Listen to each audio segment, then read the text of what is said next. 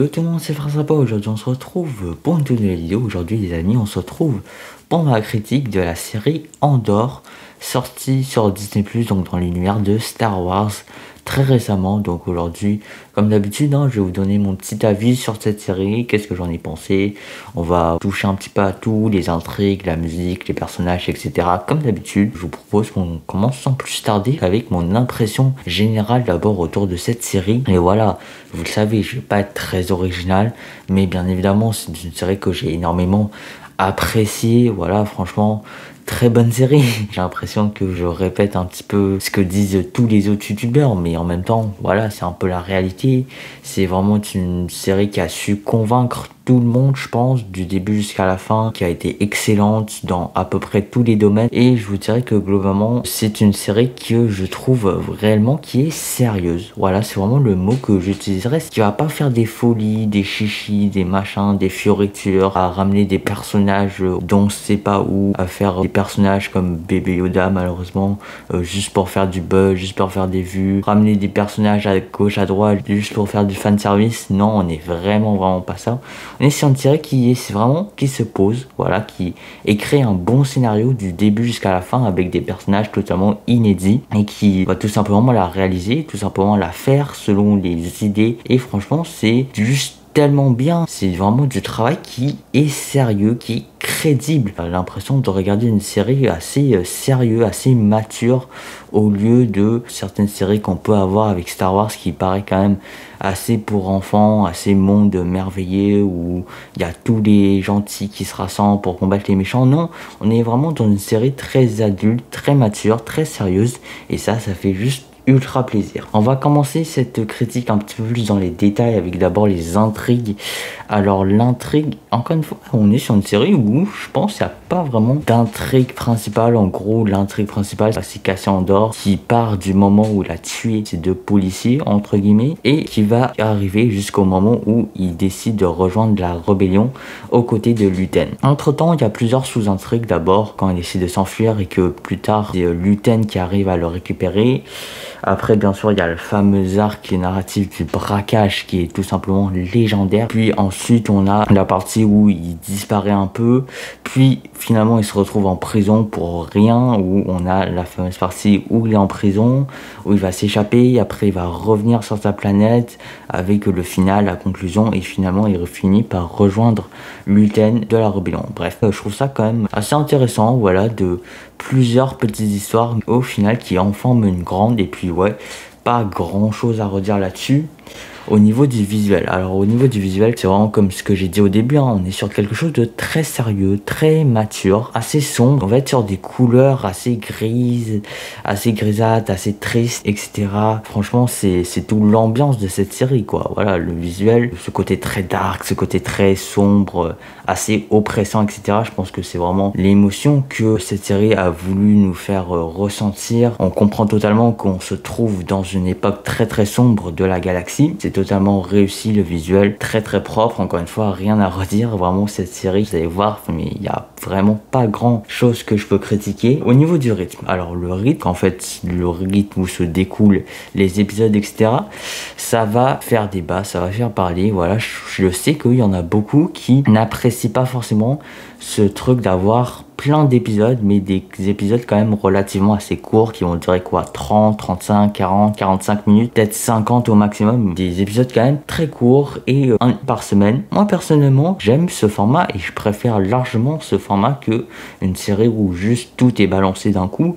Je pense que voilà, ça fait durer le plaisir. Vraiment, j'aime ce truc-là de chaque semaine, tu vois, regarder le petit épisode, le petit rituel, voilà.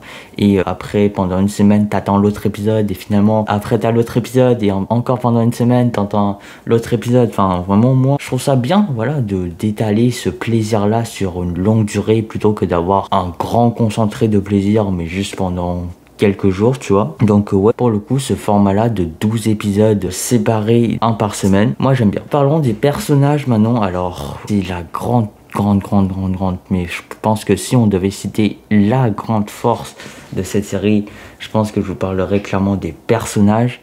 Parce que, comme je vous l'ai dit au début de la vidéo, c'est une série sérieuse. Et dans cette démarche de crédibilité, de sérieuxité, les scénaristes ont pris le temps de développer des personnages de A à Z, qu'on comprend toutes leurs histoires, qu'on comprend tous leurs caractères, qu'il n'y a rien qui est trop tiré par les cheveux ou qui paraît irréaliste. Vraiment, c'est des personnages tellement bien développés, tellement richement développés, avec plein de détails sur la vie, etc. Même en vrai, ça avait tendance à être peut-être le défaut de certains films Star Wars, notamment de Rogue One, ce qui est au final assez ironique parce que Rogue One, c'est sans doute, je pense qu'on peut tous s'entendre là-dessus, la production Star Wars avec les personnages les moins bien développés. Là où dans Rogue One, à part Jyn Erso, les autres personnages ont été vraiment brièvement juste... Ils sont venus là comme ça, après ils sont partis très très mal développés, on sait quasiment rien sur eux. Bah c'est ironique parce que dans cette série Andor, qui est donc un préquel à ce film là Rogue One, bah finalement on se retrouve avec l'une des productions Star Wars avec les personnages les plus richement développés. Et ça fait super plaisir. En vérité, j'ai pas tant de choses à dire sur ça. Voilà, le développement des personnages est vraiment excellent. En fait, je parle surtout des personnages secondaires. Dans ce cas, comme Bix, Marva, Cyril, Vel, Luten, Dedra Meero aussi, la meuf là, Mon Mothma, etc. Enfin vraiment, il y a un paquet de personnages dans cette série, mais ils sont tous bien développés, on comprend tous bien leur attitude psychologique, mentale, sociale, etc. C'est vraiment fait à la perfection. Je vais même pas en parler pour Cassian Andor parce que en soi, c'est pas compliqué. Voilà, quand tu fais une série sur un personnage, ça arrive quand même très rarement que ce personnage-là soit mal développé. Ce qui arrive souvent, par contre, c'est que les personnages secondaires, les autres personnages, eux, sont mal développés.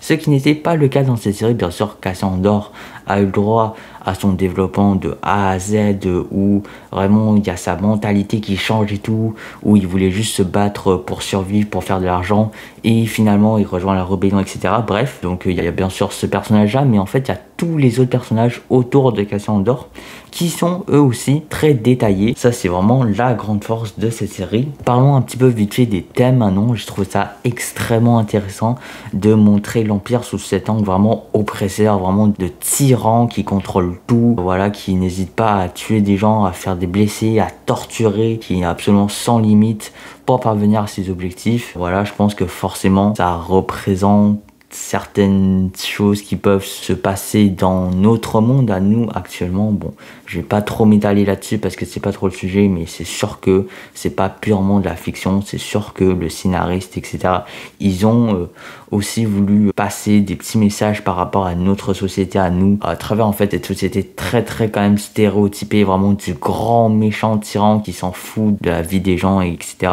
Je pense que dans notre monde, on est sur des cas beaucoup moins extrêmes, mais clairement, il y a des similitudes.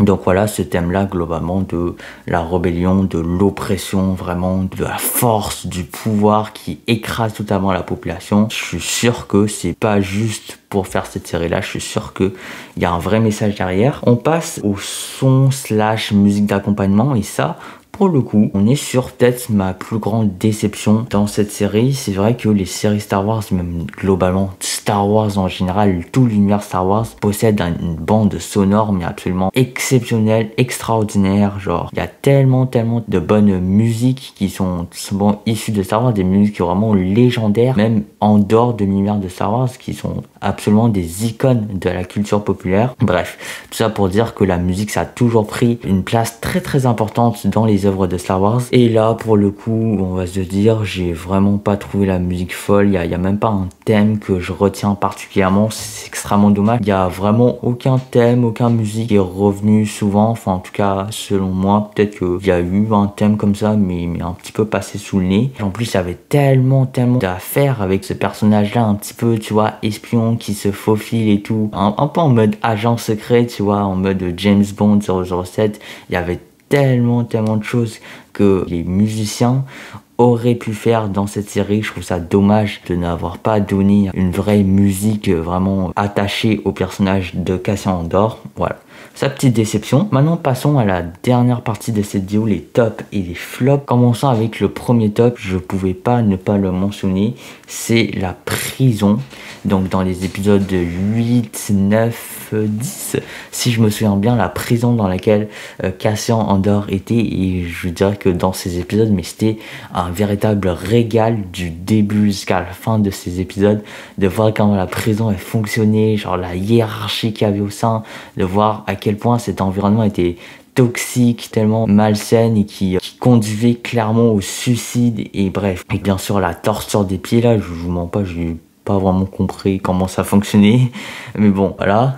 Et vraiment la prison décrite dans tous les détails, etc., de voir comment ça fonctionnait et tout, enfin c'était tout simplement incroyable. Voilà, juste une grosse régalade. Et la prison, c'est vraiment un top de cette série, de voir en final comment se passe une vraie prison impériale dans l'univers de Star Wars. C'était fou. Deuxième top, le développement des personnages secondaires. Alors ça, on va passer assez rapidement parce que j'en ai déjà parlé, mais effectivement, grosse richesse de cette série, c'est à quel point ils ont rajouté du beurre, de la crème, de la confiture, de la beurre de peanut autour des personnages secondaires qui sont d'habitude, tu vois, là un petit peu frêles, un petit peu maigres, laissés comme ça, tranquilles. Et là, ils les ont vraiment couverts de plein de développement, d'histoires, d'intrigues, etc. Donc c'était exceptionnel aussi. Et troisième top, plus généralement, mais cette série, je pense qu'elle va vraiment changer la vision de beaucoup de monde sur l'univers Star Wars. Vraiment, je pense que on est extrêmement beaucoup à réellement connaître plus sur l'univers Star Wars, comment ça marche dans les planètes un peu plus éloignées, un peu plus défavorisées. Vraiment la découverte de tout cet univers, de tout ce fonctionnement, de cette société-là même, de l'Empire vraiment qui oppresse les citoyens, etc. C'est vraiment extrêmement intéressant et bien sûr c'est un top, et je pense que cette série-là va permettre une bien meilleure compréhension de l'univers Star Wars pour la suite. Passons maintenant au flop, parce que mine de rien, je pense qu'il y en a quand même 3 que je vais en parler pour cette série. D'abord le droïde. Alors voilà, je suis peut-être un petit peu débile de faire une fixette sur un droïde, mais le droïde là, le B là, petite boîte rouge là, franchement j'ai pas du tout aimé ce personnage. J'ai trouvé vraiment nul à chier. Quand il parlait, ça me plaisait pas. Voilà. Et puis j'avais tellement peur en fait, parce que je sentais, pour moi c'était déjà écrit, je sentais tellement en fait le droïde qui dévoilait les secrets de Cassian Andor à l'Empire parce qu'il pouvait pas fermer sa gueule. Finalement ça s'est pas passé, mais j'imaginais tellement la scène se passer et tout. Juste j'aime pas ce droïde. Deuxième flop, c'est Cyril, donc l'agent de policier qui s'est fait virer finalement, qui essaye de pécho des Dramiro. Je sais pas si c'est purement professionnel ou il y a un peu de sentiments amoureux non plus, je sais pas. Bref, je pense que c'est un personnage qui va prendre de l'importance dans la saison 2, bien sûr, qui va revenir, etc. Mais pour le coup, si on s'arrête juste à la saison 1, c'est un personnage qui a été extrêmement bien développé de A à Z, lui aussi, avec sa mère notamment. Mais finalement, il sert à quoi? Il sert vraiment à rien, en fait. Dans toute l'histoire, il a servi franchement à rien. On aurait pu l'enlever et toute l'histoire aurait quand même été pareil. Donc voilà, il a quand même eu énormément de temps d'écran, notamment avec des scènes avec sa mère. Même si c'est intéressant d'avoir pu découvrir les céréales, comme ce que mangent les gens dans Star Wars. Ok, c'était intéressant, comment ils dorment, comment ils vivent sur Coruscant, etc. Mais franchement, je pense que ça a pris beaucoup de place pour pas grand chose au final. Et je vous mens pas que pendant les scènes de discussion avec sa mère là, où c'était tout le temps tendu là, voilà, une mère pas très agréable et tout, je me suis un peu emmerdé. Et voilà, troisième et dernier flop, là je vous mens pas, ça vient un petit peu des autres youtubeurs, parce que j'aurais jamais pensé à ça juste avec ma petite cervelle. Mais c'est vrai que finalement le manque d'aliens dans cette série, au final très regrettable, hein. C'est très dommage, parce que si vous avez bien remarqué, dans cette série il y a uniquement des êtres humains. Or, on sait qu'il y a énormément d'aliens aussi dans l'univers Star Wars.